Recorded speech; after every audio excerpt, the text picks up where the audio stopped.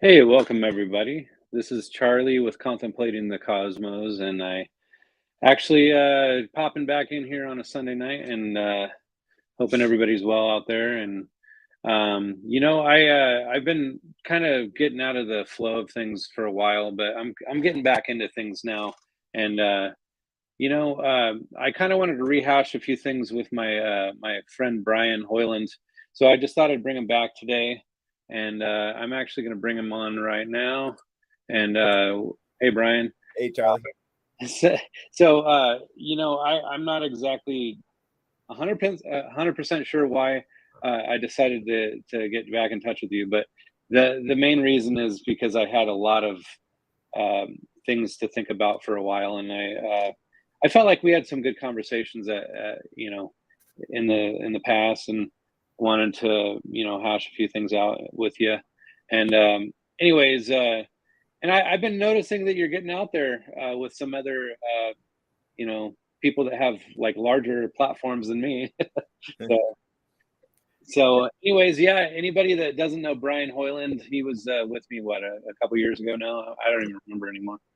So yeah, so anybody that doesn't know you, maybe you can give a brief little introduction about yourself. Well, yeah, I died. So I mean, that's probably the coolest thing I can say about myself. I had a massive heart failure. My heart was completely destroyed because of autoimmune disease that I developed from toxic exposure to chemicals in the military. And so over time, it just ate away my heart. Was my all my organs were affected, but my heart was completely destroyed. Ended up having to have a heart transplant 2 years after I had the near death experience, and that it was just something that changed my whole life. And it's a funny thing to think about, to go through all that suffering and have to actually have them rip your chest open, take your heart out, and to be happy about it. But I wouldn't have been able to have that experience had I not died. I mean, if I wouldn't have suffered, I wouldn't have been able to see God, and that was worth every little bit of it. Makes life. Yeah, yeah. I mean, the thing that I really take away from most near-death experiences that heard is that there's some sort of born again type of experience, like transformation. So you totally changed directions from the time that you died and came back. Right. And I mean, obviously, it was a process because anybody, I mean, what is like a 2-year process of your heart failing and then having a new heart put in. I mean, I honestly, I still to this day, even the first time I talked to you, I've thought about you quite a bit over the last couple of years, and I just thought I don't know how things work the way they do, but I mean, I know that there's been kind of some struggles here and there since you had a new heart. And in fact, I remember, Eric Jordy actually said, pray for our friend Brian because we don't know how, if he's going to make it. Or, well, I mean, I don't know if he said it like that, but that was the thought that I had. I was like, oh man. So I don't know if his body's rejecting the heart now or what the deal is. But Yeah, there's a roller coaster ride sometimes, and I think we all go through things. Everybody has some sort of suffering at some point in their life. Maybe it doesn't have to be as drastic and extreme as what I went through, but it means something to that person, and when you're going through it, it seems like the whole world's crashing down on you. And then mhm, you get through it, and often if you get through it knowing that you trusted in God, that you were able to grow closer to him, that helps you for knowing that we do have a God that looks out for us. A lot of times, for me anyway, I can speak for myself. You know, God seems to wait till the last minute to pull you out of something. He doesn't just throw you the life vest right away and say, "Here you go. Let's get out of this trouble." mhm. But you know, when I've gotten out of it in the past, I always would pat myself on the back, say, "Hey, good job. You're wonderful. You're a great guy. You made it through this thing and you did all these wonderful things," and not really give credit to God. I'm starting to see how he, my extreme situation, he had to bring me down to a really breaking point. And now anything that I come up against, I'm just waiting. I just know he'll take care of it. And if he doesn't, then I get to go to heaven. So either way, it's good for me. I'm not really worried about the outcome anymore, and it changes everything. Yeah. I mean, as you're saying that, I'm thinking of like, sometimes I feel like, at what point does God decide that he's just going to break someone down and, you know, and scrape them off the ground, Yeah. I don't know if there's really an answer to it. I think it's different for everyone because he looks at us and he looks into what we can take and what we can endure. And I've always been a tough person. I've endured things that most people would quit about long before I ever would. But there was just a determination in my spirit and some perseverance that I think goes beyond maybe the typical person. But I never would have been able to handle this situation. I mean, this was extreme, and when you're in a situation like that, you've got children, so you know what it's like. You have things that are so important to you that you would lay down your life for them. But when you are actually in the process of dying and not being able to protect them, you feel vulnerable. Mhm. There's a lot of fear that comes into that. And I get scared all the time after hearing your story the first time. I'm like, say I get chest pain. I'm like, all right, well, is this an early sign of what's going to happen to me? Like, I'm going to start vomiting across the room, and yeah, it's terrible. you know, you know and yet we all know our time is limited. We all Mhm. realize we're not gonna maybe you'll live to 120 years. Let's just say the Guinness Book of World Records will be knocking on your door, right? I mean, that's a long time to live. Most of us, Mhm. we're going to be happy if we get to 100, Yeah. maybe even 80. Some of us are going to say, hey, it's pretty long life. So we do know that there's an end to it all, but Yeah. just don't know when that's going to happen. And really, we've got to do the most with what we have in front of us. We got to do the most we can with the time that we're given, and we can't waste any of it worrying too much about what's going to happen next, because you might get hit by a bus. Never will see that coming, but it's going to take you out just the same as old age or anything else. Yeah, it's weird, like, the same fascination I had with, like, hearing near-death experience, just perspectives. I mean, for years, I was just listening and taking it all in. Not just listening, but, like, reading stories and trying to understand, the depths and complexities. And, I started thinking, like, I don't know what it is, but I have, like, a weird fascination with just, how somebody dies. I don't know why. Like, say, for instance, like, I brought this up on a couple different shows, but I just, for your sake, I want to tell you. But I listened to this guy that reenacts like stories of actual like homicides or whatever they are, and and not just that, like somebody like has an accidental death, and like I wonder what's going on in people's minds when something like that happens, and like someone getting trapped somewhere and they just literally die after the next 5 days or whatever it is. Yeah. And I don't know, those kind of things. It sounds extremely scary, but in some ways I'm trying to wrap my head around the whole concept of leaving the body. And I don't know why. I don't know why I'm so fascinated. Is this a gift God gave me to have passion for trying to figure it out? I don't know. Sometimes I wonder if it's like that saying, like Spider-Man, with great. Never mind. This, like how he's talking about, like, with great responsibility, or great abilities comes great responsibility. It's not that I have any abilities, but I'm just trying to figure out a lot of these things. I have more than what other people have as far as the drive and desire to figure it out. But but for you, I often wonder, like, is it any different 2 years later now from like the last time I talked to you? Are you just kind of taking one day at a time? You're becoming more, active. Like, I notice, as far as getting the story out there. And Yeah. how many shows have you been on? I've seen, what, like three, I think now. but Yeah, I don't know. You've probably been more. yeah, it's been a lot. I don't really even know. I haven't keep one of my friends. He's kind of made it his mission now. He's gonna accumulate everything that I've been on and try to come up with a list for me because I've lost track now. I just this Are month they just like back to back to back kind of thing? it's been a lot more lately. This past month I've done 10 in August, 10 interviews in August. So Oh it's man. whirlwind. And you know, I just I've really just kind of been taking it in. I letting kind of God lead me which way He wants me to go. And the people who ask me for an interview, I do it. And the more that I'm feeling, I feel a little bit more energetic because I think that's been the hardest part for me. As with my autoimmune issues, I have a lot of chronic pain and a lot of chronic fatigue, and the fatigue. Oh, hopefully we're not having buffering issues here. Can you hear me now?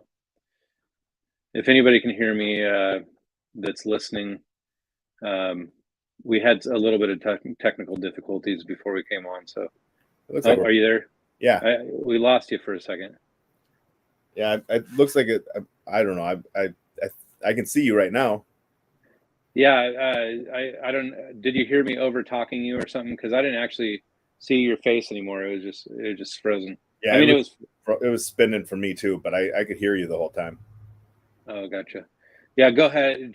Keep going because I can hear you now. Yeah, I was just saying, the pain I don't like it. Nobody does, right? But Yeah, I can deal with that. It's that fatigue. That fatigue is what drives me crazy. I feel get wiped out all the yeah, time. wiped out. It's not like, I used to run marathons. You get tired after running a marathon. But it's not like that kind of being tired. It's this overwhelming exhaustion, and there's really no good reason for it. It's your body just feels run down, and that wears me out, and it's hard to keep up with everything. I got a family I've got to try to spend time with, and Yeah, now I'm back to work part-time, and I'm trying to work in a field. I'm a psychology geek, so I do therapy, and I'm working with the homeless now, and hmm that has been really just rewarding. It's funny how I was so ambitious before this experience that I wanted to move up in my career. I liked helping people who are on the kind of the fringe. I worked with veterans, combat veterans particularly. I really like that population. But then I moved into working with criminal offenders, and then I hmm was doing that in the Department of Corrections. Then I was doing that out in the community when they were released from prison. So that was an additional aspect that I enjoyed. But now I'm finding that the homeless is really where my heart's called to, and I just like yeah, people that most of the society kind of casts aside, and I don't think that people genuinely try to do that. I think sometimes the homeless, they find themselves in a position where people just forget about them, and yeah. I don't want to forget about them. I want to be out there and help people, and so it's been You know, I've kind of gotten.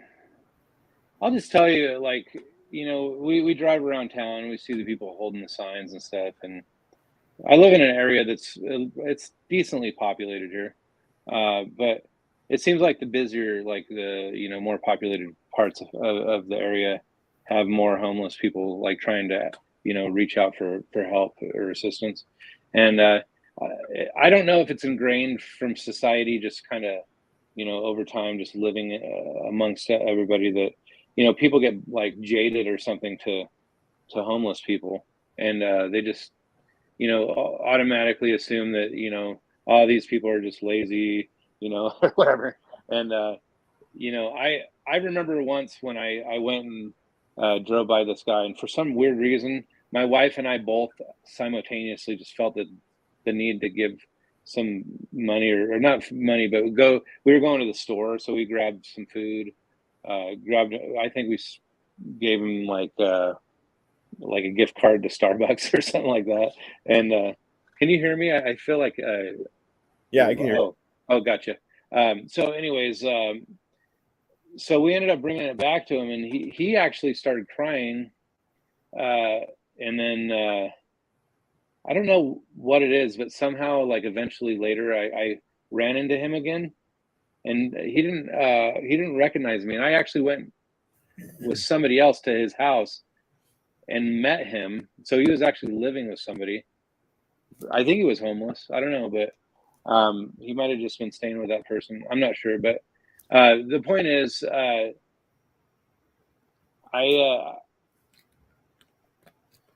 I don't want to have that knee jerk feeling with people. Yeah. You know what I mean? Yeah, I know what you mean. Because it's natural. It's natural when you're in a society like this. People Yeah. just reject. It's the rejects of society. That's just what Yeah. it is. Well, and you know, our society is really it's about what's best for me. You know, it's about our own selfish desires. We're told, you know, even with truth, we're told in society that we have our own truth. Like there's such a Mhm. thing, you know, and Oh man, it's we're being plagued by that right now.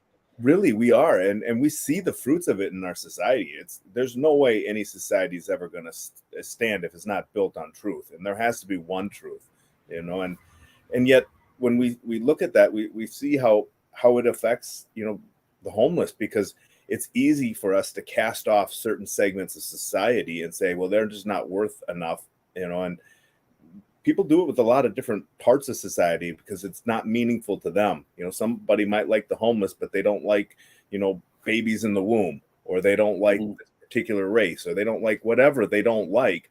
But the reality is we, you know, we have to be open to all life, because Mhm. everything's valuable to God. You know, He's the one who made us. But when we try to take that role on ourselves and we want to say, "Well, I know better than God. I'm the one who decides who's valuable and who's not," our society will fall apart. And but it's easy Yeah. to cast off the homeless because sometimes they do I mean, they can be aggravating. I'm not gonna sit there and say it's all peaches and cream working with the guys. You know, I work with Mhm. homeless men, and you know, there's a lot of them who would prefer to get high and drunk and not do anything else in life. And but there's Yeah. other ones who are legitimate. I mean, they were working hard in their lives. They either had a divorce, you know, and they lost everything because of that. You know, the state stepped in and said, hey, you know, your wife gets everything and you get nothing. And you know, next thing you know, the guy doesn't have a car, doesn't have. I mean, she got everything. She got two cars, got the house, got all the kids, and Yeah. and here he is struggling to make ends meet and has nowhere to live. And you know, other guy, his car broke down and couldn't get to work, lost his job, and that was it. It was, you know, there were some people live paycheck to paycheck, and I think a lot of people in our society are feeling that right now, particularly with the inflation and the way our economy is going, and it can be really scary for people to be living paycheck to paycheck. But we often forget about, you know, that homeless person who's out there and they had a real life too, and Yeah. something happened, and here they are in this situation, and I don't have to answer for it if I give them, you know, a little bit of spare change and, you know, say, hey, you know, here's some money, whatever, and they go out and drink. That's on them, you know. It's on me if I have that and I say, well, you know what, I don't really care about helping this person out. I'm gonna go waste it on something else frivolous for myself. It's not that I don't have the right to do that. It's my money. I can choose to do what I want, but it comes down to our intent. And you know, I think a lot of Yeah. it's a fair judgment to be a little jaded, like you said. You know, there's a real reaction, there's a real emotion to that. But when we're trying to live a better life, sometimes we can challenge that and say, you know what, am I being fair in this particular instance with this guy who's a very different individual than maybe some of the other ones I've met in the past? And then we can make a better decision, you know, moving forward from that point. Yeah. You know, I think it's good what you're doing. I really do. I think people just need to get over themselves Yeah. more than anything. Uh, That's our biggest problem, isn't it? yeah. I mean, I you know, honestly, the first experience I ever had with like homeless people, uh, we had a church that we went to that this guy just had a heart for homeless people. So he's like, hey, does anybody want to come with me? I'm going to go visit them like Saturday morning and bring them some breakfast or whatever. Because they had this spot like in the town we were living in where they lived kind of by the river in tents. And so we ended up going over there, and it seemed like everybody there was just thrilled that we were there. And I was probably like, I don't know, 13, 14, maybe, but I don't know. That kind of stuck with me. And, I don't know. I feel like, so I was talking, okay, so let me just start real quick. Last interview that I did was with a very large channel. He actually has like 155,000 subscribers, and he actually he's kind of like against God, not so much God in the sense of God, but God is in the sense of Christianity. Okay. And he actually just, we were in a really deep conversation about it. And in some ways, I was playing devil's advocate because I was like trying to understand his perspective, and I started realizing that eventually, when you take that position, you're dumping the baby out with the bathwater ultimately, because there are a lot of things for me that draw me to the Father, so to speak, or to Jesus. Yeah. Because I actually feel like, if there are discrepancies there. So the reason I talked about the baby with the bathwater is I thought about that when you were talking about homeless.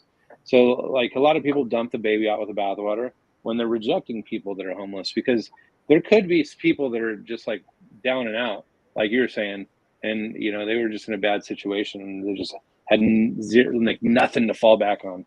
So I mean, I have compassion for people like that, and I just feel, and I'm glad we're talking about this because I do feel that way when I drive by people. I feel guilty, like I feel like I'm supposed to do something, and Yeah, we being a bit. What's you that? know we can't help everyone, and I think that's part of what keeps people away from it is that we do feel guilty. We look at somebody and we know that we don't want to be there, you know Mm-hmm. and we feel sad. But it's sometimes that could be one of my favorite joys, is I just this morning, every time I go over to the church, I see this same homeless guy. He's out at the same spot, and I talk to him. I've gotten to know him, pretty well now.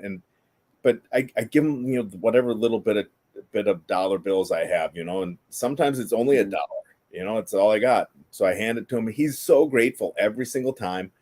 But what's really cool about this guy is then he's so kind. He tries to do something nice in return. He doesn't have anything else he can do for you, but he'll run over and press the cross button, so that the light changes quickly. He's like, "Oh, let me go change this light for you. Let me get you on your way. I know you got to get to church." And he's just tries to do what he can to at least give something back. And it's sometimes we miss those interactions with another person because we do have real human emotions that it's our guilt, or we're kind of fearful that we're going to be taken advantage of. I remember when I was younger, I got taken advantage of. I gave some homeless guy some money and ended up a couple hours after went out to eat and saw him again after we were done eating, and he was driving up in a Ferrari, and it was the exact same guy. And this was when I was in the military, and I'm looking at him. And I'm seeing him right in the face. And I was military police, so I always look people in the eyes. I really like to just take a look at them. But you see somebody in a Ferrari, and I'm 18, 19 years old, 20 maybe. I'm gonna definitely look and see who's driving a Ferrari. It just kind of stuck out to me, and I was so upset. I was like, that guy, because I didn't have a lot of money. I gave him a pretty good amount of money, and this was over in France, and I was so upset that this guy took advantage of me. They're a career deceiver. Yeah. Oh man. I didn't give money to homeless people for a long time because of that. I just felt like I was taken advantage of. I felt like a fool, Yeah. But just I'm going to redirect a little bit because I feel like, the fact that you had a near-death experience, and I know everybody, a lot of people on my channel are all about the near-death experiences, and they want to hear more. So So basically, and I have a feeling that a lot of my subscribers have heard your story, but at Yeah. the same time, I have a lot of new subscribers. Okay. So maybe we can rehash some of that, and then you know, so you just maybe sum it up a little bit in a kind of a brief description, starting from when your heart started to fail, and then go from there. All right. Well, so my heart, I was fighting for quite a while. I won't go into all the details. It was a long struggle before I ended up dying. Several months, from my first heart failure event to when I actually did die. But the one that I ended up dying on, it was brutal. It was 7 hours in the ER fighting, just clinging to life. And when I got brought up to the ICU, I started to go into a really bad arrhythmia in my heart, and I knew it was time. They called in the crash team. They called a code blue, so they got all these medical people come running in, and they're running back and forth doing all this chaotic life-saving procedures. But it was very chaotic. It was confusing, and I really disliked just that commotion. But I remember I was strapped down to the bed. They were shocking me and trying to save my life. And But this is from your personal perspective. It wasn't like an out of body no, perspective. I was totally Okay. present during it. Yeah. So but I remember I was really having a tough time praying. And you hear a lot of people talking about how, I'll wait and convert when on my deathbed. I'm gonna live my life to the fullest Hmm. now, and I'll wait till then. I wouldn't recommend it, because you just don't know how it's going to happen. You might die in an instant, or you could be laying in a hospital bed like me and have plenty of time to confess all of your things, all your sins. But in the reality is that it's terrifying. I Hmm. I wouldn't have been afraid to die in battle. I certainly was afraid to die in a hospital bed all alone, just medical people over top of me, and they're throwing your arms around, they're throwing your legs around, putting IVs everywhere. All these things that they're doing to you. I mean, it's traumatic. You feel like there's Yeah. a pack of wolves just eating at you.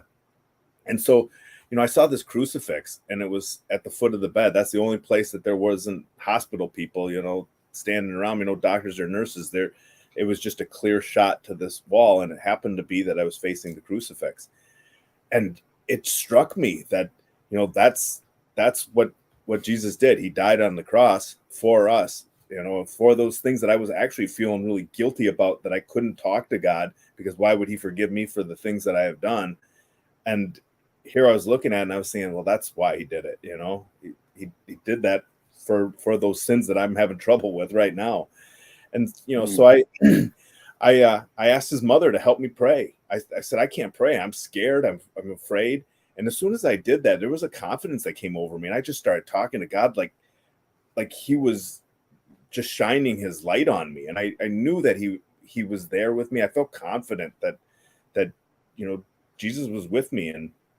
And that's when I just was able to really relax. And I mean, I was still, still in the thick of it. I knew I was getting towards the end. And so I just closed my eyes, and I told the doctors I didn't want to talk anymore. That it was the hardest thing to keep talking, because my respiratory system was shutting down, all my organs were shutting down, so I couldn't breathe. It was really difficult to breathe. It felt like I had somebody, a really large person, sitting on my chest, and they were choking me at the same time. So it was, Remind me, were you in your 40s when this happened? yeah, I was 42 when Oh it happened. man, I'm Yeah. 41, so it's like, Yeah, so you're right there, huh?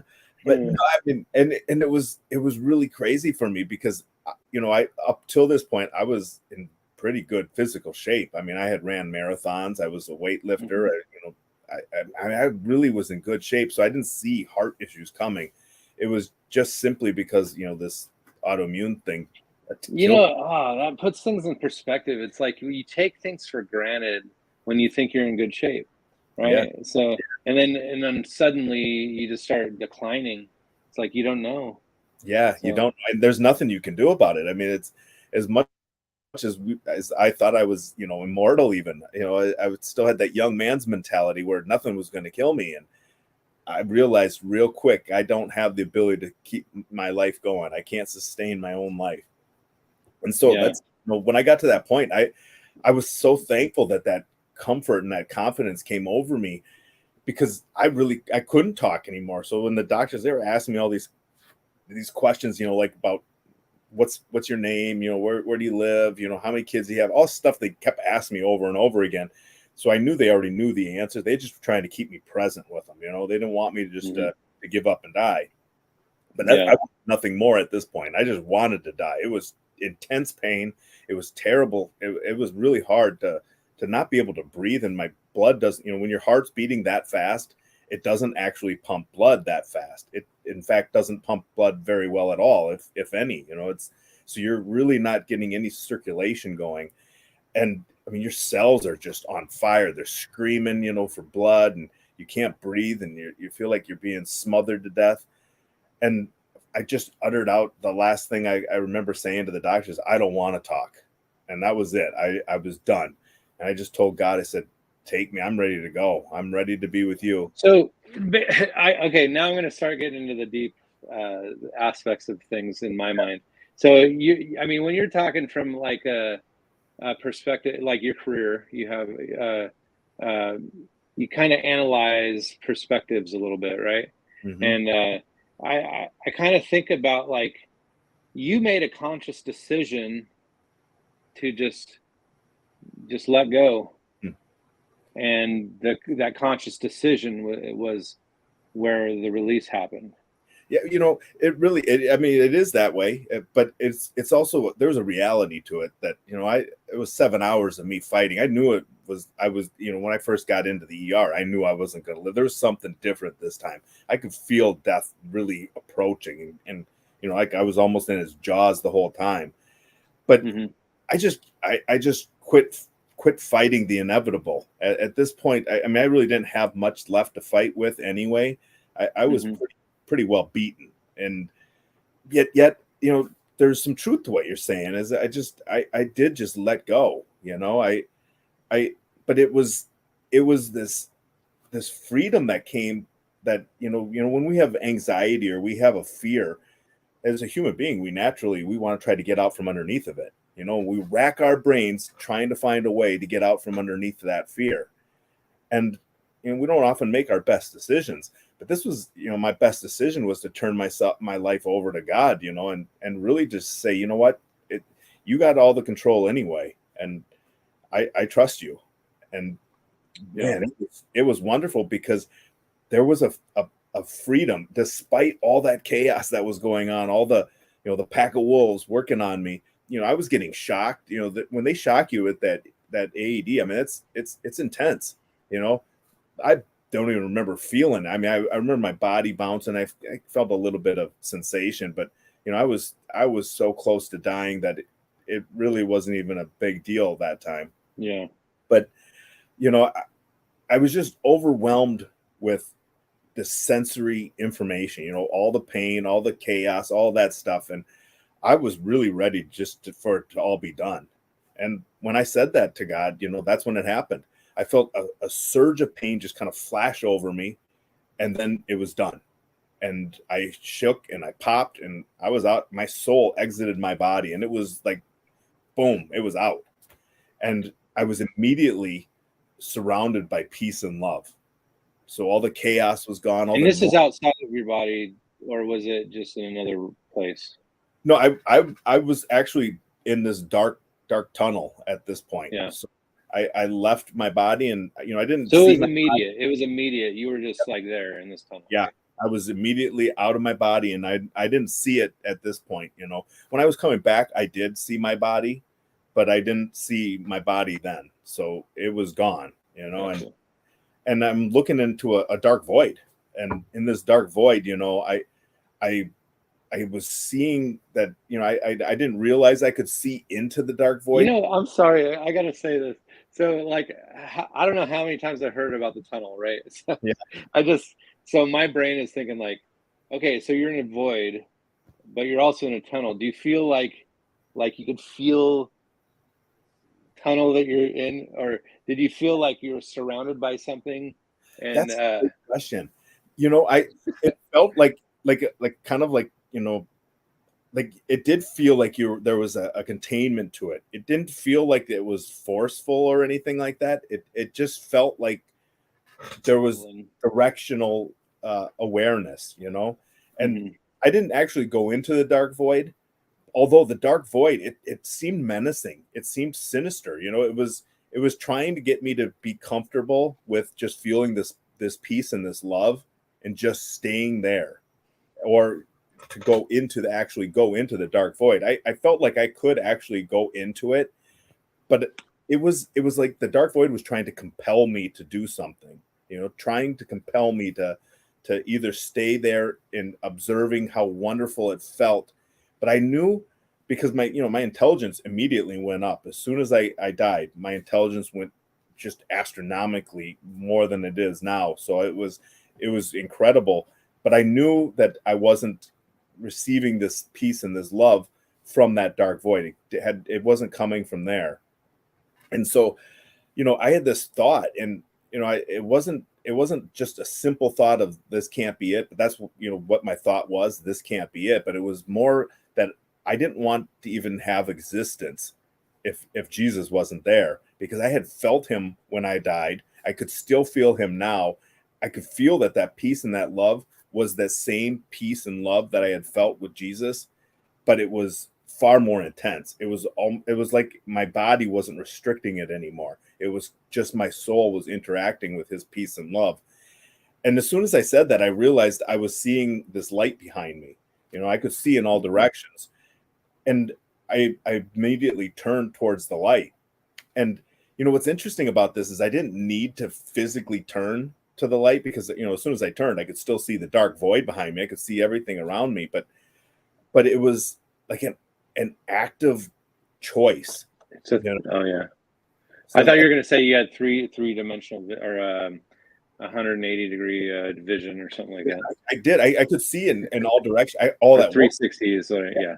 Yeah, I could see in 360 degrees. I mean, up and down. I mean, you name it. I could see anywhere. There was nothing that was visibly hindered to me. You know, I could see everything, but there was an active choice in turning to the light, which I think is pretty profound. You know, the more I've shared my story, and the more I've talked to other people, and just really the more I've meditated and thought about my story, I realized that choice had more to do with this impelling, you know, feeling from within inside me, my soul.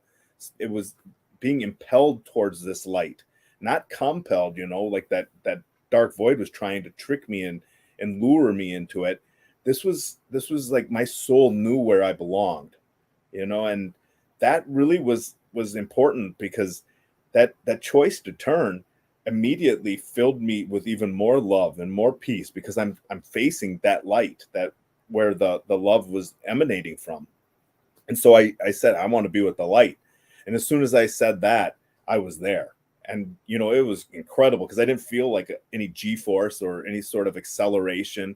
I didn't feel wind on my face or anything else to give me the impression I had moved as quickly as I did. But it was quick. I mean, I was there. This light was so far away from that dark void. So, but at the same time, what's really interesting about it is I remember every step I took. So there was no concept of time. You know, when I share my story, it's you know, it's got segments, so it seems like it's a linear story, but it's as if everything happened instantaneously as well, you know.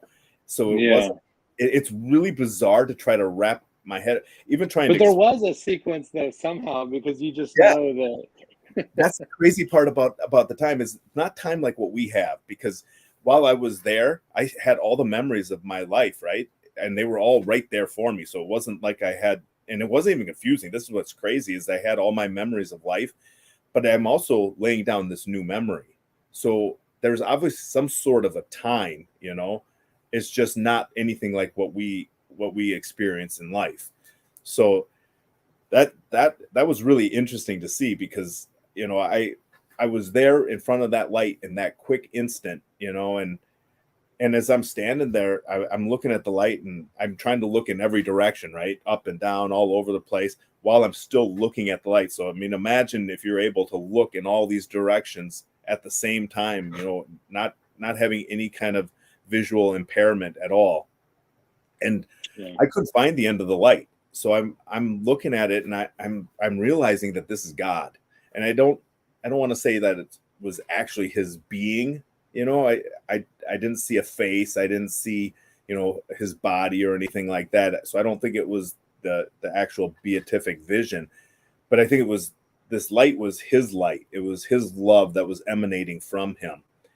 And so, I said, wow, I just looking at this light, and I said, this is God, and I had that thought in my mind. And that's when he said that I could enter the light. And so as soon as he said that, I dove in. I was right into the light, started walking into the light. And that's when it was like his love flowed into me like a river. I mean, it was a rush of love rushing into me. And, the only way I can really describe this is like when you're drinking from a straw, and you drink the fluid from the bottom of the cup, it goes up through the straw into your mouth, and the straw is never empty as long as you're drinking, right? Mm-hmm. But imagine if you had a bottomless cup, this fluid is never going to run out. That's how it really felt with God's love, is that, he's infinite, and that I would never be empty of it. And it would always seem new, because it would always be that new fluid coming up into that straw, which was my soul.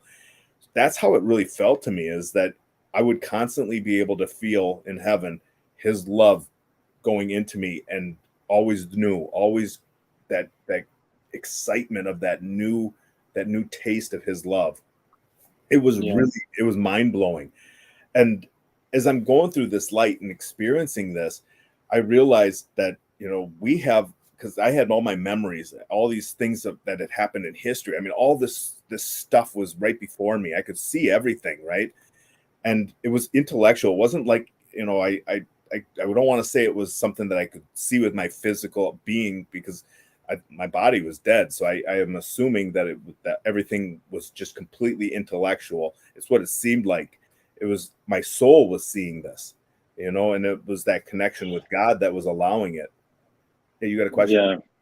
Well, I'm trying to figure out how to kind of zero in on some of the key points here, because I'm trying to monitor the time a little bit for your sake as well.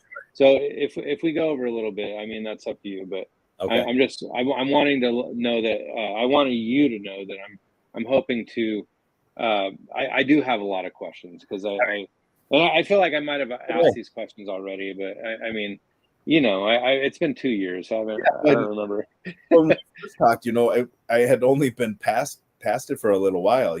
I think, when you have something so fresh, it's hard to put it into words. It's really hard to describe what I experienced, because it was beyond human reckoning. I could not understand. Even now, when I look at my story, it's beyond what I can put into to verbiage to be able to explain to you. My intelligence was so much higher. If I would have been able to keep that and come back here, it'd be great. But I didn't. I lost it as soon as I got back to my body, so I didn't get to keep that intelligence. Yeah, I hear that. Like, I've heard it, I don't know, hundreds of times from people saying that they just have this vast intellect that somehow is just like, and then the veil is just put right back on you when you get back. Yeah. That's a sad part of it, but I don't know. I think it's got to be that way, but it's wonderful to be able to be, I love the questions, because the questions help me to understand it better, because I'm looking at the story and trying to tell it from my own perspective. And, I miss what your perspective would be, the things that you might be interested in hearing. So feel free to ask anything you want to ask. So, okay. And your timing is interesting, because I'm about to get into this.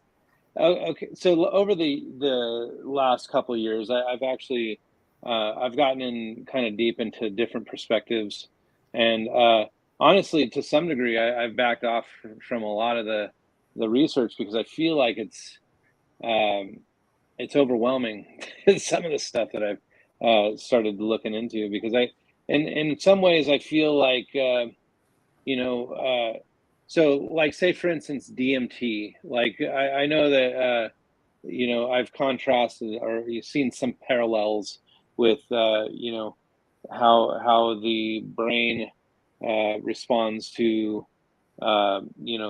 such a rush of DMT. Now, I've heard that near-death experiences also have a flush of DMT, but that's just on a physical level. That's the mind. That's the brain. But when it comes to something that is dead, the body is dead. I mean, how do you really, I just don't. Everybody always tries to correlate the physical body to the Yeah. experience that you're having. So I just don't know. So like, so let me just quickly address a question that somebody has. Now, Chain Minds Asylum is the name. They ask if you have an opinion on reincarnation or the soul trap theory. Now, do you know what I'm talking about with that, or? I've heard recently the soul trap theory, but I have not ever looked into it, so I don't know what that is. If you can explain that to me. I know exactly what it is because Okay. there was a guy that approached me on my channel because I have interviews with near death experience people, and he basically said that well, he has a big channel too. Like he has like 10,000 subscribers now, but he was basically suggesting that you don't. There might be some nefarious entity on the other end, trying to dilute your mind somehow, and so the light could actually be just like Lucifer, so to speak, Hmm. the angel of light trying to deceive you. Now, I feel like we might have touched on this topic before because I've talked to you a lot about it, different stuff over the phone and stuff. But um, honestly, I've been feeling like there could be deception on the other end, uh, but I don't want to dump the baby out with the bathwater, like we were saying, because I feel like you can't just put everything in that category as far as there being deception. You know what I'm saying? Yeah. You know what? Because I think there yeah. could be some truth to that. I think that the dark void was, if you remember when I described it, I said it was sinister and malicious. It was trying to compel me to go into the dark void. That's where the love was not coming from. The love was not coming from that. It was a different entity than the love. Now, Mm. God is love. So, anybody who understands God, I mean, even going to any other religion, that they all talk about this love, right?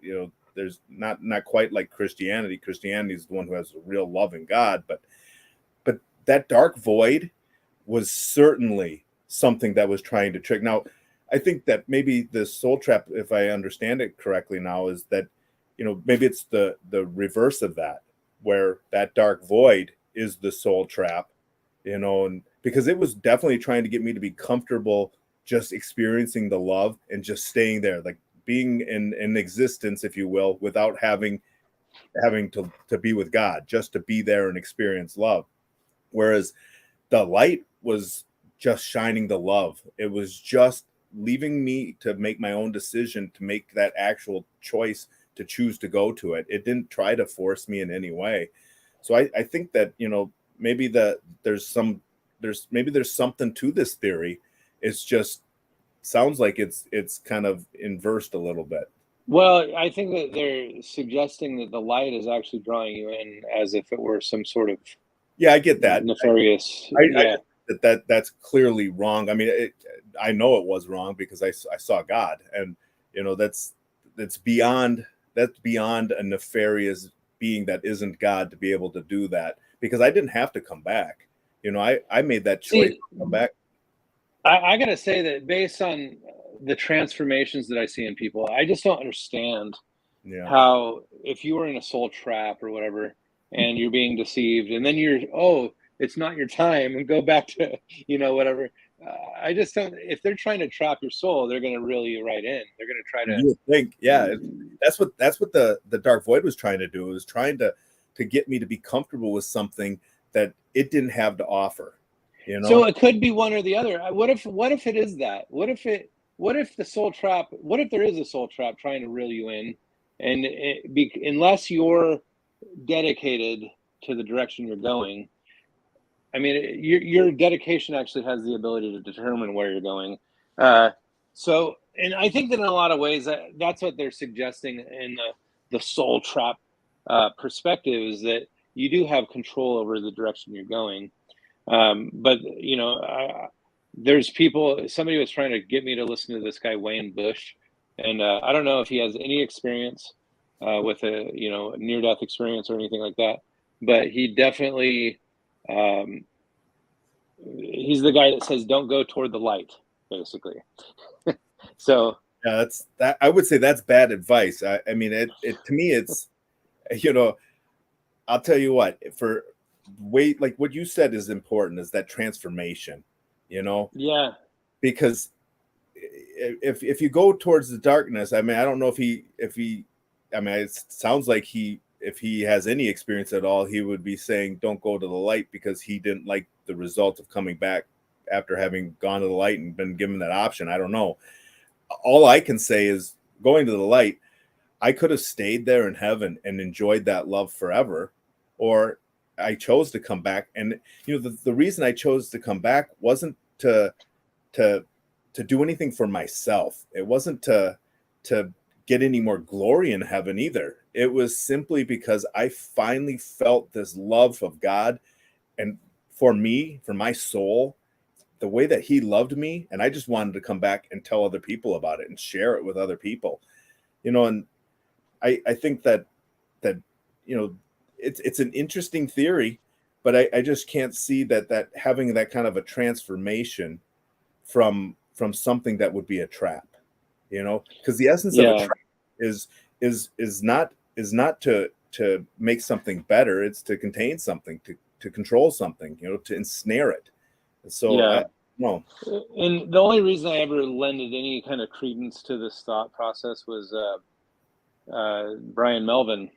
And I feel like I might have mentioned that. I mentioned his name to everybody because I feel like he was one of the more influential near-death experience interviews I had.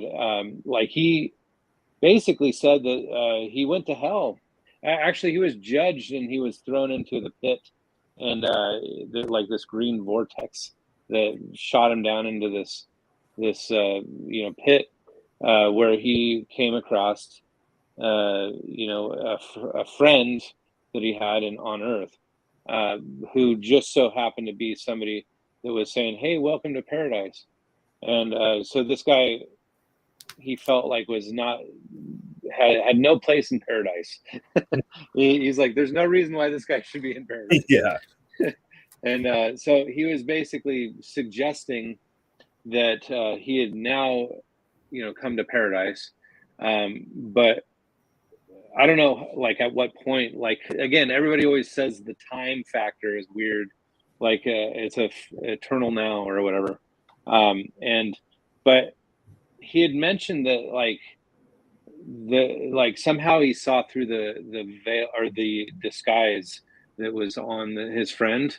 It was actually not his friend. It was a reptilian creature. Hmm. And the thing about Brian Melvin is he did not actually convert to what we were talking about the soul trap. He actually would be the opposite. He actually knew that there was a deception going on in this hellish environment that he was in. And so that's where I'm like, maybe that's what it is. Maybe there is a soul trap, and that the hell experiences that people are having are being sucked into this chained mind asylum, as what she was saying. But Yeah. anyways, I want to get into the chat, but I honestly I want to kind of be pointed in a direction here, and we can kind of sum up some stuff here. So now I appreciate you, Brian, coming on, and I'm just telling you, I've appreciated our talks, and I felt like maybe I was overdoing it a little bit before you were kind of feeling crappy, and I was like, dude, I just want to talk to you. No, that But anyways, all that to say, I've been blessed, being able to talk to you. So so I do have a lot of thoughts in my mind about, and again, I'm just a dude that's still living. I never died. I never had a near-death experience. I did talk to a guy that said something interesting, like, when I had an experience where I could have died, where I was actually mauled by a German Shepherd that was like just really like this. I don't know. It was just a vicious animal that decided to attack me at 5 years old. wow. And I just so happened to have my dog with me, who was half pit bull, half lab or something like that. And but she was there and just started mauling that dog as it was mauling me. And so it was a horrible situation. But I remember, like, I don't know if you can see, but my lip has a scar on it. Oh yeah. That scar was from that dog that freaking ripped my lip. And so, and I have my legs are still like all scarred up from it. But wow. The fact is, I didn't come close to dying, but my going into shock. Somebody actually mentioned that actually going into shock is the first phase of actually entering into another realm, you might say, and it gives you some sort of extra abilities. I'm like, what? But I kind of wonder if, like, I somehow I feel like I'm a little more in tune than other people. But I don't know. I mean, and like I talk to this guy right here all the time. I used to work with him, but he asks if Brian is polytheistic or monotheistic. I almost feel like I could answer that, but you can. Yeah, I mean, it's definitely mono. Yeah, I mean, I don't want to get into the complexities of the Trinity. It just reminds me of, like, the realm that you were in when you actually passed over. It makes me think the complexity of that realm is hard to really convey here, right? That is a good way to put it, because we believe it's a mystery, and I think there's a reason behind it, because it's beyond human understanding. But that's kind of the fun of it, isn't it? I mean, if in our lives we have a God who, as little children, we like to play hide and seek. Go find our friends, and we don't know where they're at, but we're gonna discover where they are. And God kind of puts that excitement in us to find out a little bit more about Him. That's what we should be doing. We should be trying to ask questions and trying to discern the truth. To find out, how do we get closer to God? And we got to be careful with how we do it, because there's a lot of people out there who will tell you a lot of fun and wonderful things. Like, some people, I've heard people really get upset about saying that there's a hell. I mean, of all things, people are thinking that everyone's going to go to heaven. It doesn't matter what you do in life. And, that would be a pretty cruel God if He allowed people to just do whatever they wanted to each other and not have any consequence for it, not even have to care that they were doing those things. Yeah, I mean, I want to get into the meat of this, but I feel like again, I struggle to look at near-death experiences as a whole, as authoritative. Yeah. Because I feel like they're just very diverse. Yep. And somebody will. So for me, like, all the hell experiences are different from what I can tell. They're all just like the way that they are depicted based on that person's perspective. And and a lot of people will say it's not even about hell. Hell was actually an experience that was meant for their transformation. So, like, the transformation that you had didn't need hell necessarily.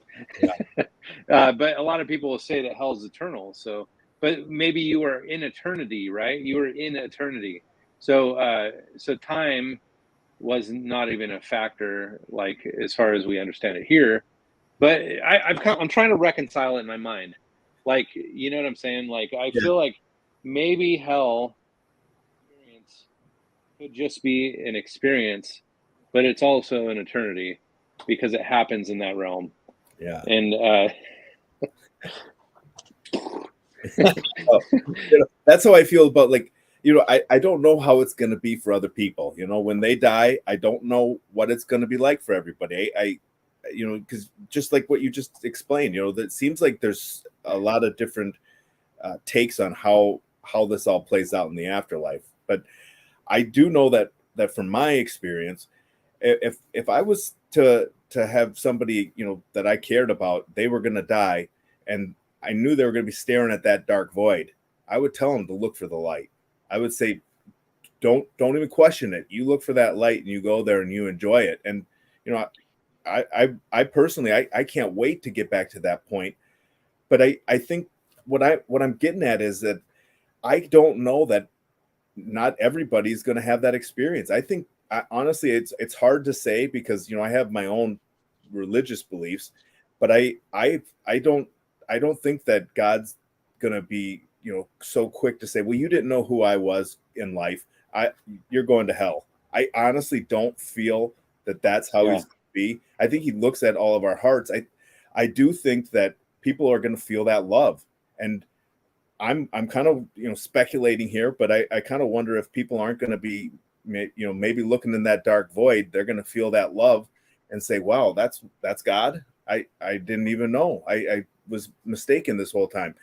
I honestly can't see anybody not choosing to go to that love. I really can I say something? The psalm that says, "Though I walk through the valley of the shadow of death, I will fear no evil, for yeah. God is with me."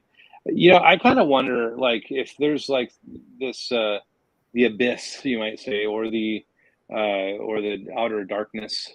Uh, you know, like I've heard a lot of people that have had experiences, near death experiences, say that everything is here. It's not even about going somewhere else, Hmm. being projected out into this other universe or whatever. It's more like we are just experiencing like some sort of, like, we're tuning into a different frequency or whatever when we die, but we're tuned into the frequency of God or whatever the case may be.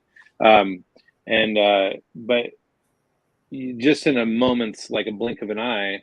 But then again, some people say they're shooting off in, a million miles an hour somewhere else. So uh, Yeah. I just don't know what to believe as far as that is concerned. But I do feel, where was my head going with this one? Um, so oh man, I do this all the time. It's early onset dementia. Um, hold on, I'm gonna take a drink and see if I Sure. don't think it. But I don't know, the whole thing about heaven and hell. And again, I was talking to this guy, Jaron, last week, and he had me thinking about a lot of different things that were, um, you know, I'm convinced that Genesis 6 was kind of that, I call it the Rosetta Stone for how to interpret the Old Testament, and why there was so much conquest to destroy, all the bad seed, you might say, because that's what it was, is the Nephilim and the corruption in the world that was taken over, right? Hmm. Um, I don't know. I forget if you are a Nephilim guy, or if you don't, or if you reject that. Well, But I think there's biblical evidence of it. I mean, it's hard to completely reject it, isn't it? well, yeah, it says Nephilim, but like, as far as like how to interpret it. Yeah. So I'm definitely not a theological expert, so I don't speculate too much. But I think that there's got to be something to it. I mean, even after that mentioning, you see Goliath. I mean, he's a huge, massive man who had powers beyond, the typical man, even his own kinsmen weren't like him, so I mean, there's some possibilities there. I certainly think that it's worth keeping an open mind about. Yeah, I mean that's the part that was made it easier for me to accept. Joshua going out and just destroying all the lands of Canaan and the Yeah. Amorites and the Canaan, whatever, all the ites. Yeah. Yeah. Well, yeah, I mean, they were surrounded by these really evil. I mean, there was evil beyond what we can even expect. People will say, I've heard this so many times. Why would God? He's so horrible. He had them kill all these innocent people. These people that the Israelites had to go and kill were not innocent people. These were the worst worse than anybody we could even imagine in our current modern age. Hitler, he was a cream puff compared to these other people that were around the Israelites. These people were just terrible hedonistic people that only wanted a bloodlust. So, they did have to be killed, because that's all they were trying to do, was kill everyone and everything around them. Yeah, I mean, it's just like war. I mean, there's war that happens, and sometimes you have a preemptive strike, right? Yeah, absolutely. I mean, I don't like to justify war, like especially from our government. Sometimes, yeah, right. It's hard to get on the side of current wars. I agree. Yeah, but sometimes there's war that you just you have to defend your people by taking it on the offense. Yep. And so I mean, it all depends on how you want to look at it. And I was actually talking to him about this, saying that really it comes back to the fertileness of the soil. It depends on how you're willing to accept this. Yeah. What? So like, and I'm kind of glancing over at the, it seems like everybody's like hating Yahweh, God, as opposed to Jesus. Like Jesus is more acceptable, and I don't know. I don't even know why I'm getting into this with you, but I feel like these are the kind of things that a lot of the, you know, it seems like it's trying to creep in. You know what I mean? So, but so we didn't even finish your near death experience.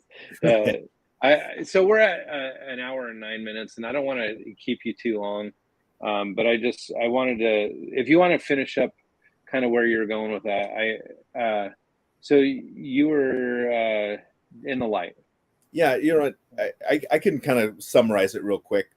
So I said that I wanted to see Jesus when I was in the light, and as soon as I had said that I wanted to see Jesus, the light opened up, and there was this big room. It was much larger than that dark void. Like several dark voids could have been swallowed in this room, and there were countless beings. I couldn't even put a number on it. I never have been able to count that high. Never will. I've never seen anything that vast.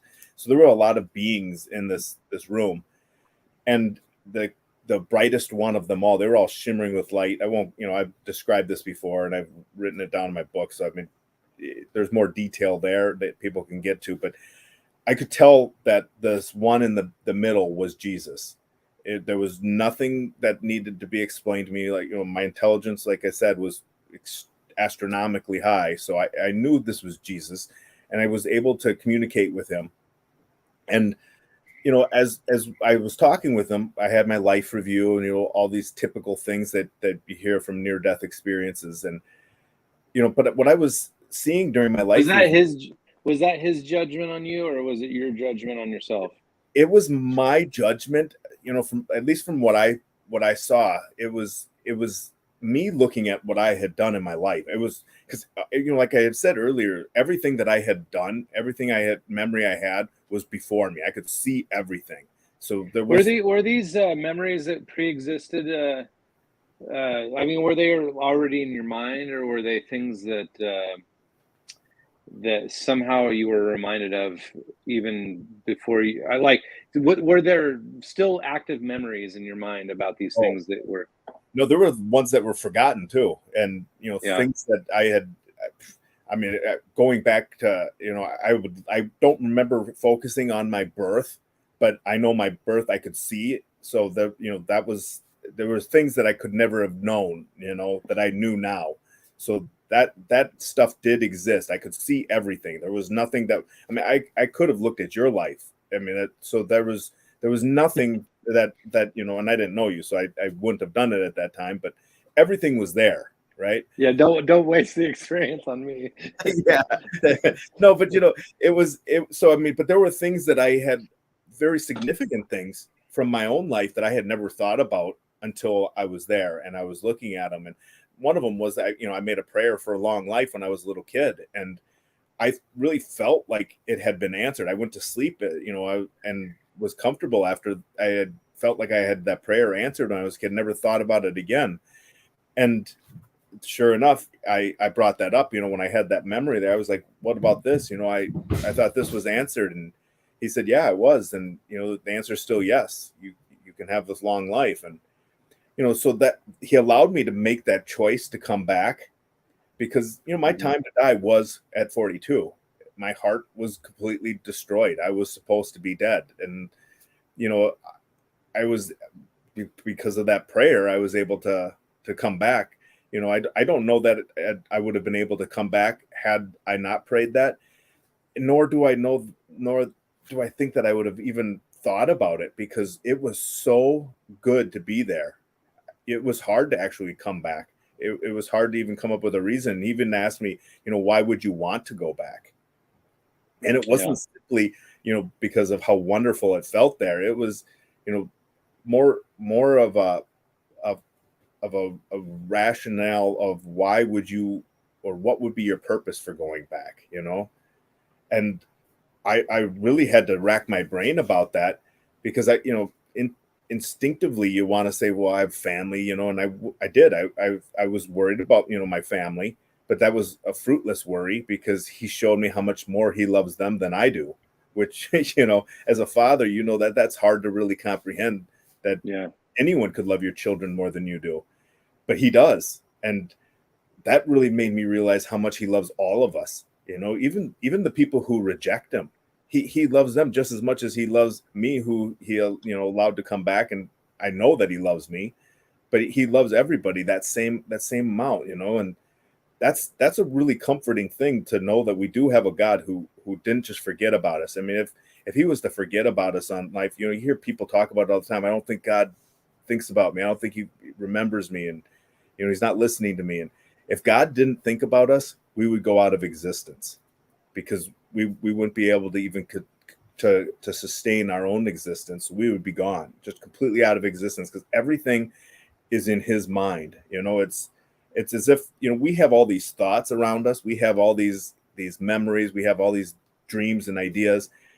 God has one thought, and in that one thought is contained everything, all of history, all of memories, all of experiences, all of creation is contained in that one thought. And that one thought's Jesus Christ. That's his word. That's his actual word.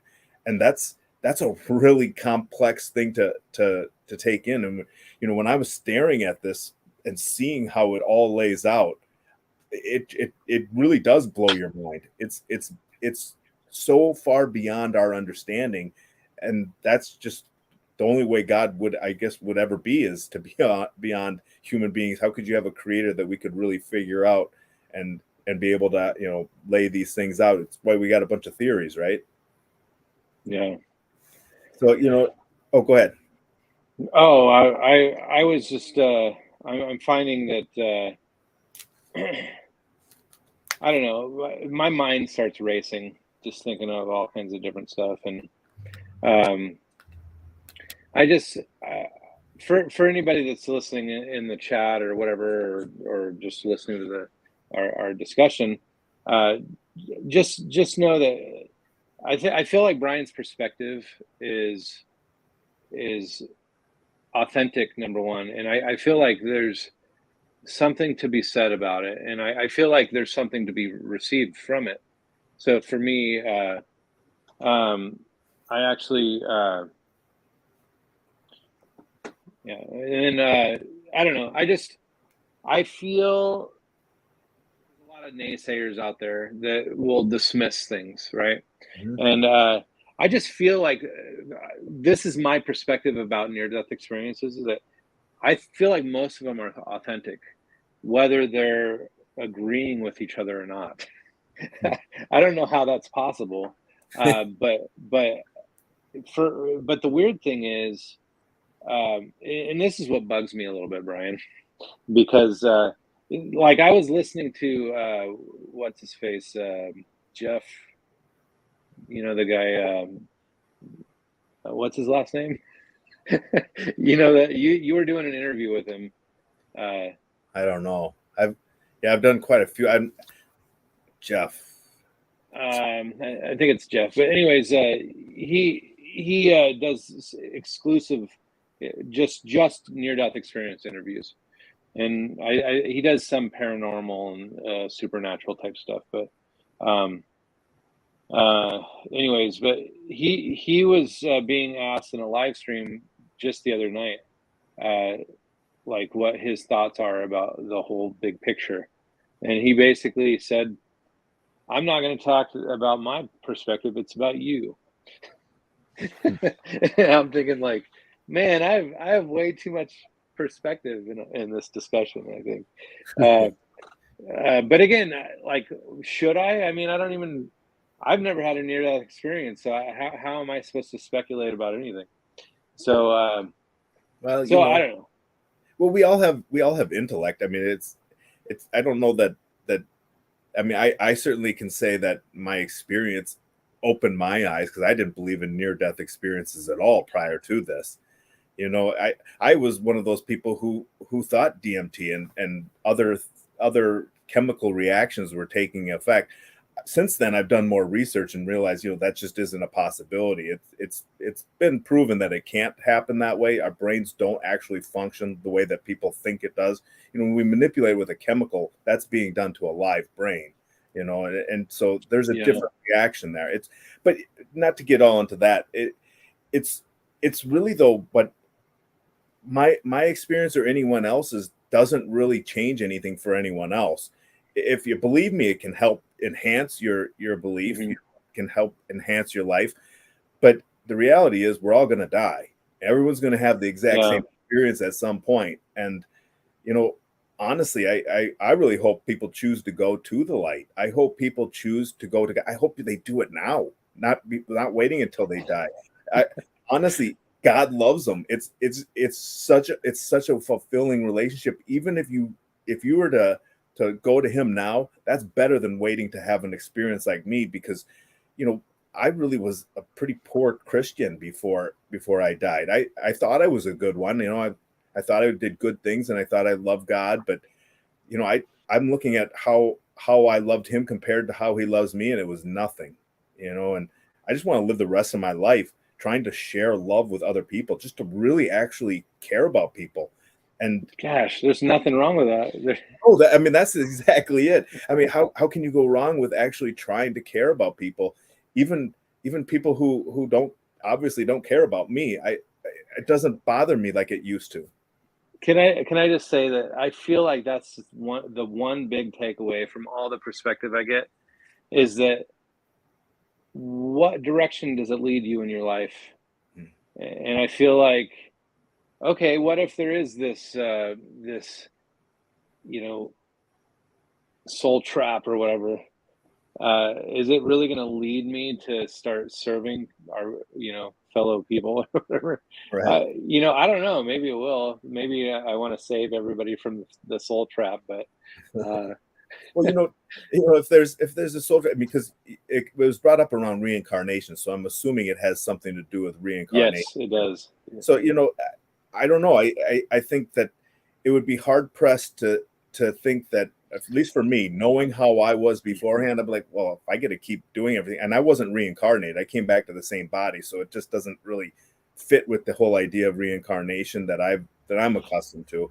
But I do think that, had I known that I'm going to continue to have multiple lives, I'm going to enjoy each one of them to the fullest in a hedonistic way, because what's to lose, But when I realized that there's a God that loves us, and that there is accountability, there is something that I'm going to have to answer for. And granted, it seems like when I tell my story, you know, like God is this all loving, all forgiving, and he is, but his mercy and his love is equal to his justice. You know, I don't know what would have happened had I not confessed my sins prior to dying, or had I not actually felt sorry for them. You know, I think that's really the key. I think a lot of times we go through life and we have justifications for the things we do. You know, if we just hold on to those justifications, maybe that's what condemns us to hell. You know, maybe that's the thing that forces us to. I agree with you, actually. In fact, I will base that on scripture. I feel like, who does God reject, or Jesus reject the most? It's the Pharisees Yeah. and their hypocrisy, and their stubbornness and their pride. I feel Right. like that pride thing is the thing that God hates the most in a lot of ways, because I feel like your identity is wrong. Yeah. Yeah. That's Where's your identity lie? that was my biggest sin, was pride. You know, everything, Mhm. even the good things I did. People have told me so many times, "Oh, you were such a good man. That's why you went to heaven." You know what? That's not why. I did good things because I felt honor bound. You know, I wouldn't stoop to something low and underhanded because I thought that was below me. You know, it wasn't that it was for God, putting God in the right order and saying, well, I won't do that because that's wrong to God and I love God. It wasn't out of love. It was out of self-love. Like I wouldn't do that to myself because, you know, I felt it was below me. Now that also has a flip side to it, that if people crossed me back in the day, I'd have crushed them. You know, I would justify that and say, hey, you crossed the line here. Now it's time to pay the piper. You know, and so I mean, I could also have sort of a cruelness, which I didn't consider it to be cruel because they initiated the wrong first. But now it's so much different because there's this humility that I have, that I realize my own nothingness. Without God, I am nothing. I will do anything that's in my own best interest, you know, without God. But with God, I will do what's in your best interest because I love him. So it's a humble and contrite spirit. It feels like that's kind of the. If this was like this training ground or whatever, we're actually trying to achieve some sort of, state of being or whatever. That's what we're trying to achieve, is the humble and contrite spirit. Yeah. Yeah, I agree. I think that's exactly what, and I think that's what life really is. I mean, we we have to run a good race, right? We have to be the ones who go out there and do all the work. We're here, you know, but God gives us graces. He's not just throwing us out to the wolves and saying, hey, you know what, you're on your own. See if you get here, and good luck to you. You know, he throws graces to us. We're the ones who reject those graces. I mean, all the time, you know, we will have different choices to make. And those choices, sometimes we'll have our conscience telling us, you know, I should really do this, but my body wants me to do that, so I'm going to go with what my body does. We're probably going to miss a grace in that process, because our bodies will mislead us in so many ways. I mean, imagine I told you I ran marathons, and when you run a marathon, a couple miles into it, your body's saying, okay, that's enough. You got to quit. You're never going to make it. This is, you know, you're wasting all our energy resources. The reality is you could go on much longer than what you're ever even thinking you could. Your body can do a whole lot more than it wants, but it has a self-preservation to it, you know, and it seeks comfort. You know, we all have that desire to have some comfort, and yet the reality is we don't need to have as much comfort as we give ourselves. Man, that's a good place to end the show right there. Stop trying to dwell on your comforts. Yeah, get outside of it and do something for someone else. Yeah, get out of your comfort zone and freaking. I don't know. I actually feel like, I often use that analogy, refined in the fire, Yeah, and I feel like there's something to that. I feel like our nature has a tendency of, once we are beat down to nothing, we can actually rise up from the ashes, and in the sense of the phoenix. But I almost liken the whole phoenix thing to a negative thing, but there's some sort of truth to that. But I feel like to not that it would be good to just beat someone down to nothing. Yeah. So that they can learn their lesson. No, but seriously though, I feel like there's something to being refined in the fire, and maybe we shouldn't have to subject ourselves to just pain and agony in order to learn from something. But I do feel like the situations that we're exposed to in our lives, whether someone dies in our life, loved ones, uh, you know, something bad happens. It's a learning experience, even though it might not feel like it at the time. Yeah. And I'm saying that from like the perspective that I feel like I've been kind of spoiled lately with the amount of people that are still around in my life. I've had some people die here and there in the past, but I've most of my loss happened when I was young, like 11.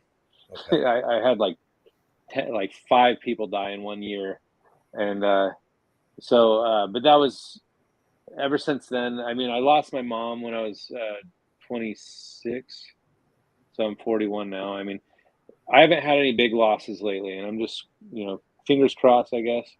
Yeah. But those are the kind of things where you just feel like just like guttural gut Mhm. punch, and or like my sister-in-law, her sister lost their 3-year-old to leukemia. I don't even know how I could process Yeah. that. But Yeah. anyways, so I think we kind of summed up. I think that kind of the purpose, and maybe if people can take something away from this, I really hope they can. But in 2 to 3 minutes, go ahead and sum up your last little tidbits, and then people can take from that whatever they want, I guess. I think I'd like to just piggyback off of what you just said. Some of these losses that we go through in life, they can be really hard to let go of.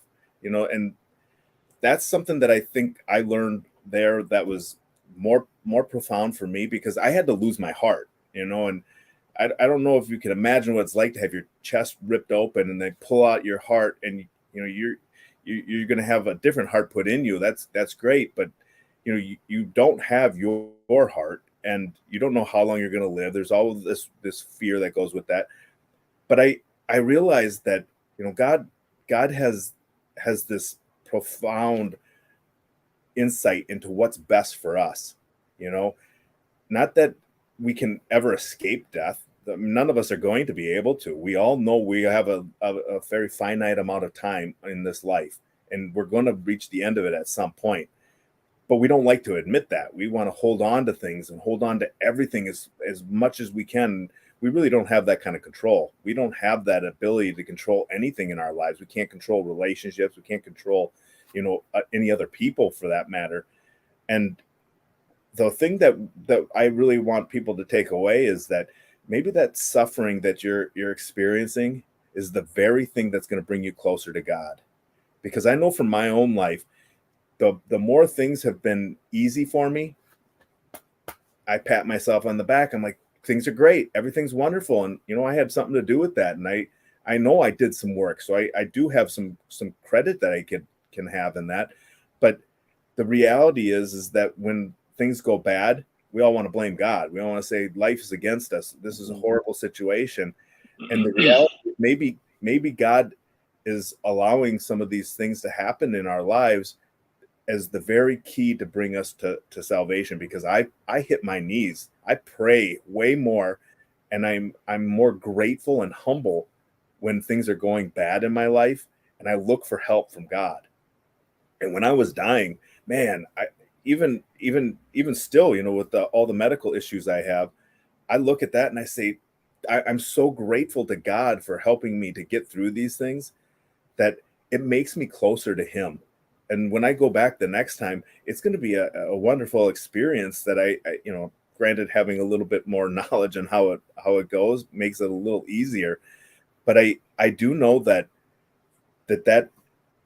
suffering that we go through is the very thing that brings us closer to God if we allow it. And I hope people realize that we have a God who loves us, and He doesn't let us suffer for nothing. The eternity makes all of your suffering like a badge of honor. It's a wonderful thing to have Him fill those broken places with his love. Yeah. Well, I can't argue against that. So that's a nice final word there. So I appreciate you coming on again, Brian, and thanks for staying up a little later Yeah, for the show. And I'm gonna have a creationist on next week. He's gonna. I think it's interesting. I want everybody to hear about it because it's a guy that actually is like an archaeologist that owns a museum down in Texas, and he does dinosaur. He deals with dinosaur bones, and he actually has a picture of himself standing next to a giant that had a femur bone that was basically the knee joint was right at it where his head is. wow. So I don't know if it was just a cast, I think, but I don't know who made that. I think he made the bone, the cast of it, but I don't know where he got it from. Like if it was actually an actual bone that he. Anyways, Yeah, that's so amazing. so I think it's going to be an interesting discussion. So I appreciate you, and we'll keep in touch here in the future, and All right. I'll keep watching for your interviews. So. All right, thank you, brother. Hey, real quick, your last. Let's plug the book. Sudden Death to Paradise is the. Yep. I don't know if you want to grab that real quick and show the camera. Yeah. It's kind of fuzzy right now, but yeah. And it's T.S. Dismas is the name on there. So anybody that wants to read his story in greater detail, there you go. Yeah, that's it. And and people, if they want to email me, you can email me at tsdismas.com. I get back to everybody, and I have some good conversations with people. Not everybody, contacts me and says, "Oh, thank you for the wonderful, life-changing, story." Sometimes people really have real questions that they want to debate a little bit. I'm okay with that too. I'm not going to sit there and debate forever with somebody who's just looking to argue, but I definitely am open to people having questions, because this is a really difficult thing to understand. You can't know what's really in my head, so people are going to question it, and I'm totally open to people asking me things and finding out, for themselves whether they really believe me or not. Yep. All right, Brian. Well, again, have a great rest of your night, and you too. If you recall any new stuff, let me know. I know that some of that stuff just kind of resurfaces later, and you start kind of getting a handle on things a little more down the road. But all right, man. Well, all right. Have a good night. We'll see you around. Okay. Bye. All right. Bye.